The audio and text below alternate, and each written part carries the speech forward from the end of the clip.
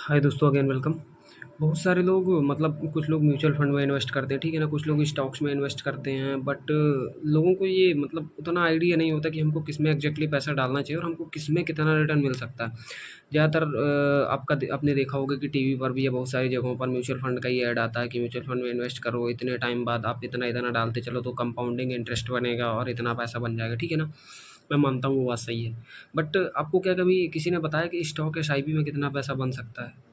आपको किसी ने नहीं बताया होगा।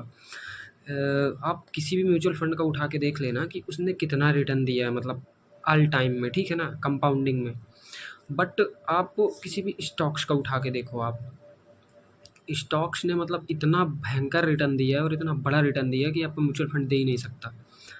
उसके अलावा और भी स्टॉक्स एसआईपी करने के बहुत सारे बेनिफिट्स होते हैं, मैं आपको बता दूंगा अभी इस वीडियो में, आगे आप देखते रहिए। देखिए, म्यूचुअल फंड में आपने मान लीजिए पैसा लगाया, ठीक है, X Y Z mutual fund में आपने पर मंथ एसआईपी ले ली, मान लीजिए 2000 की या 5000 की, जो भी आप सोच रहे हैं, जो भी आप लेना चाह रहे हैं। आपने पर मंथ डालते रहना है, ठीक है, आप डालते रहिए डालते रहिए।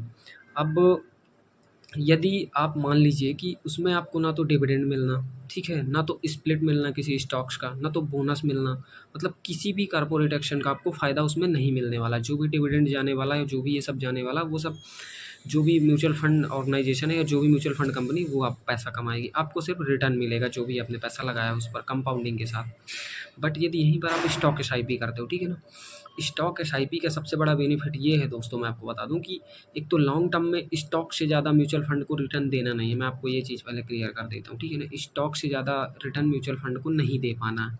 मैं आपको ये चीज़ क्लियर कट बता देता हूँ, आप ट्रैक रिकॉर्ड देख लीजिए, मैंने देखा है इसीलिए आपके साथ बात कर रहा हूँ। अब ये तो है ही है। उसके बाद मान लीजिए आपने डिविडेंड भी मिलना है, ठीक है ना, स्टॉक में।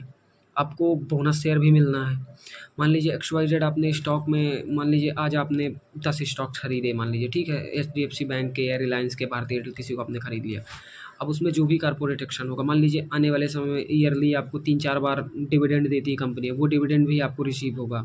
अब मान लीजिए कंपनी ने बोनस शेयर दिया आज से 5 साल बाद, आपने 10 स्टॉक लिए, अब आप मान लीजिए अभी आप एसआईपी कर रहे हैं स्टॉक में, मान लीजिए आप पर मंथ 2000 की, या मान लीजिए आपने जैसे भारतीय एयरटेल में आप कर रहे हैं, ठीक है, जो मैं एक एग्जांपल ले लेता हूँ, या एसबीआई बैंक में कर रहे हैं, तो भारतीय एयरटेल का शेयर है 1300 के आसपास, एसबीआई का है आपका 900 1000 के आसपास। तो मान लीजिए आपने 1000 रुपये एसबीआई में आप डाल रहे हैं पर मंथ। तो आप जैसे 1000 रुपये आपने डाला एसबीआई में इस मंथ, एसआईपी कर रहे हैं आप स्टॉक्स की, ठीक है ना। अब अब मान लीजिए आपने 1 साल में कितने स्टॉक हो जाएँगे आपके, 12 स्टॉक हो जाएँगे। ऐसे ही आप 5 साल करो तो आपके 60 स्टॉक हो जाएँगे, ठीक है ना।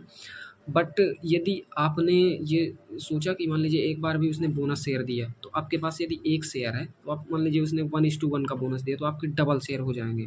5 साल बाद आपके 60 से 120 शेयर हो गए, सीधा आप समझो। और वो उसके बाद जब वो डिविडेंड भी दे रहा है पर शेयर, मान लीजिए 20 रुपए का, 30 रुपए का डिविडेंड दे रहा है, तो आपके पास 60 शेयर हैं, तो आपको कम से कम मान लीजिए 1000 रुपए तो डिविडेंड ही आ रहा है। आप ये सोचो पर क्वार्टर, मतलब 3 महीने, है ना।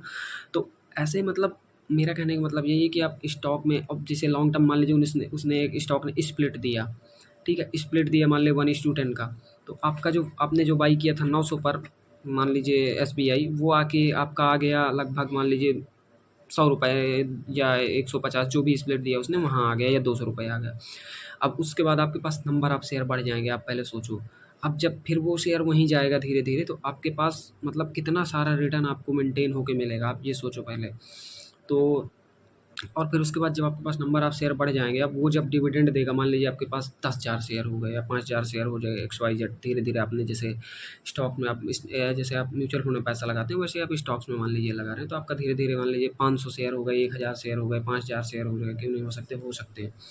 तो ऐसे मतलब आप फिर सोचो कि आपको जैसे 20, 25, 30 रुपए पर शेयर डिविडेंड मिलेगा, तो कितना डिविडेंड मिलेगा, आप खुद सोचो, ठीक है ना? यदि आपके पास 10,000 शेयर हैं, आपको 30 रुपए पर शेयर डिविडेंड मिल रहा है, तो आपको 3 लाख रुपए सिर्फ डिविडेंड मिलेगा, आप सोचो, मतलब पर क्वार्टर, मतलब हर 4 महीने में आपको सिर्फ 3 लाख रुपए डिविडेंड मिल रहा है। बट ये फैसिलिटी और ये चीज़ें आपको म्यूचुअल फंड में नहीं मिलेंगी, म्यूचुअल फंड एसआईपी में, बट आपको स्टॉक्स में ये चीज़ें मिलेंगी। उसके बाद फिर से मान लीजिए उसने स्प्लिट किया, या तो फिर बोनस दिया, ठीक है, या फिर और कुछ किया। तो ऐसे मतलब आप ये सोचो कि मतलब यहाँ पर वेल्थ क्रिएशन कितना ज़्यादा होता है, जबकि म्यूचुअल फंड में उतना ज़्यादा होता नहीं है। और स्टॉक्स जानते हैं कि स्टॉक्स इतना सारा रिटर्न देता है जितना म्यूचुअल फंड आपका नहीं दे पाता। तो चक्रवृद्धि ब्याज बनता है, मान लीजिए आपका इंटरेस्ट बनता है लॉन्ग टाइम में, मैं मान रहा हूँ, बट स्टॉक से ज़्यादा नहीं बनेगा आपको म्यूचुअल फंड में, ये भी आपको बता देता हूँ।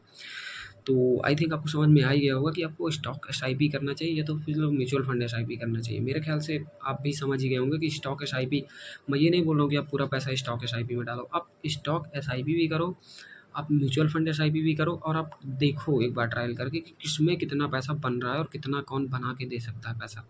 बट आपने स्टॉक सेलेक्ट करना है, ठीक है ना। मान लीजिए आपको 2000 की एसआईपी लेना है स्टॉक्स में, तो आप 2 स्टॉक सेलेक्ट करिए या 3 करिए जिनकी वैल्यू मिलाकर 2000 हो, तो आप उनमें मतलब मंथली आप ऐसे लगा सकते हैं पैसा। तो आई थिंक आपको समझ में आ ही गया होगा कि म्यूचुअल फंड एसआईपी करना चाहिए या तो फिर स्टॉक एसआईपी करना चाहिए, और कौन बेटर है मैंने आपको आई थिंक वीडियो में समझा ही दिया। पर फिर भी यदि आपको डाउट हो तो आप मेरे से कमेंट सेक्शन में पूछ सकते हैं, मैं आपकी हेल्प कर दूँगा।